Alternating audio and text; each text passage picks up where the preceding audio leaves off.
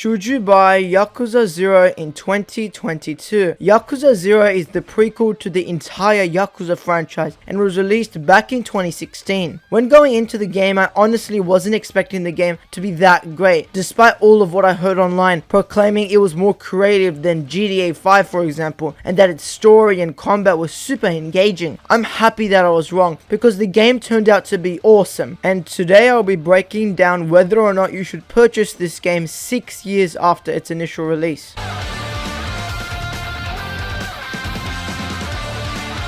The narrative of Yakuza 0 may well be one of the best set in the Japan environment. It's often touching, violent, and extremely gritty, and the story never holds back anything from the player, which has really made the story unpredictable in its nature, and I never really saw any of the plot twists coming, as you would for many other video game stories out there. It's this experimental nature of the game's story which allows it to be so diverse in nature, and the unique premise of the story in its entirety really makes the game such a fun, yet somber at times journey. As for a quick synopsis of the game's narrative without any spoilers, the game utilizes a dual protagonist feature, telling two completely different narratives which throughout the game are weaved and connected into one another in the most genius way. It focuses primarily on two Yakuzas who are both in completely different cities in Japan in the year 1988, but they both find themselves getting unintentionally involved in the terrible events in what is referred to as the empty lot dispute, which turns out to be the centerpiece of a power struggle for the Yakuza all over Japan. It's really interesting to see how the story begins from both perspectives as the stakes get higher and higher through every chapter of the game, until the climax of the game's narrative goes all out, being one of the most incredible and well done stories I've played in a game in years. The performances of all of the characters in the story, even ones that aren't even that relevant, is fine-tuned to the highest level of quality, which the game manages to preserve throughout the game's runtime. Overall, if you're looking for an enticing, somber, and moving narrative, this game definitely has that and more, with its engaging characters, melodramatic music, and also hype music, and a fantastic performance from all the voice actors who worked on the game.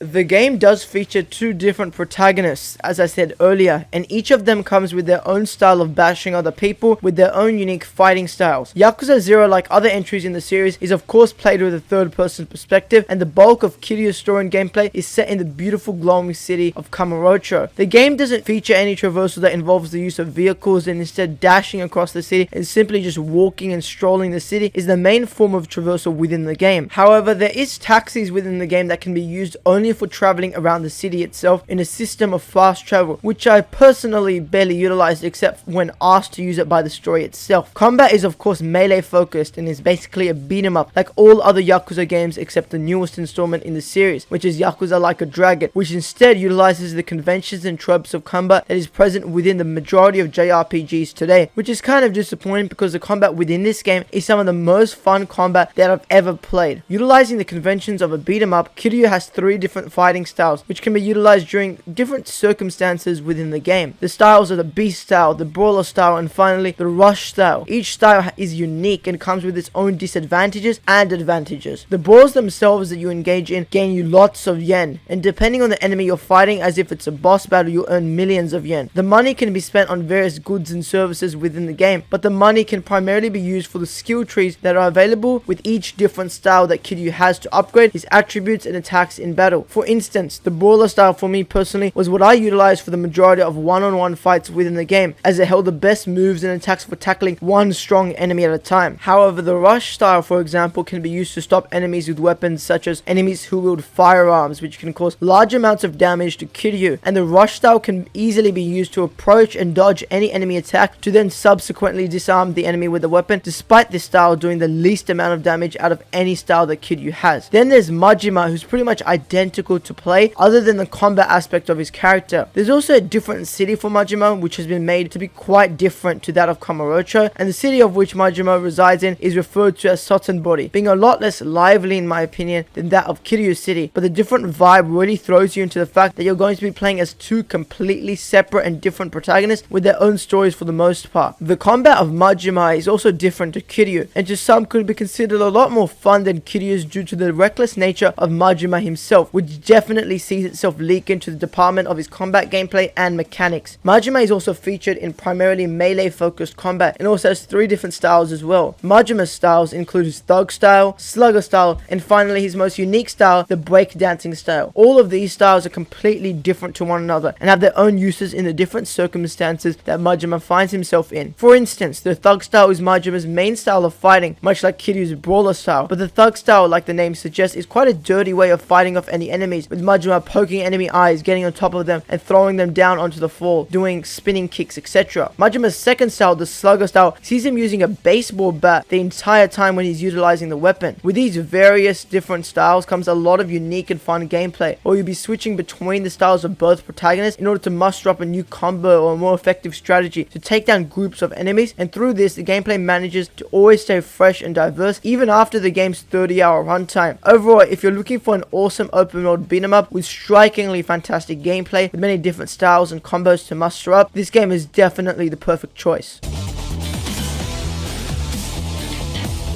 So of course you should absolutely buy Yakuza 0 even in 2022. Yakuza 0 is indefinitely one of the most interesting and engaging open world games that I've ever played, and has to be one of the best GTA-like games I've ever played. Its gameplay is incredibly engaging with various styles and unique combos between the 2 completely different protagonists, a lively and really engaging open world environment, and an awesome story to envelope it all with incredibly interesting and well thought out characters with excellent performances. Anyway everyone, that's all from me for today's video. I'll see you all in the next one. Peace.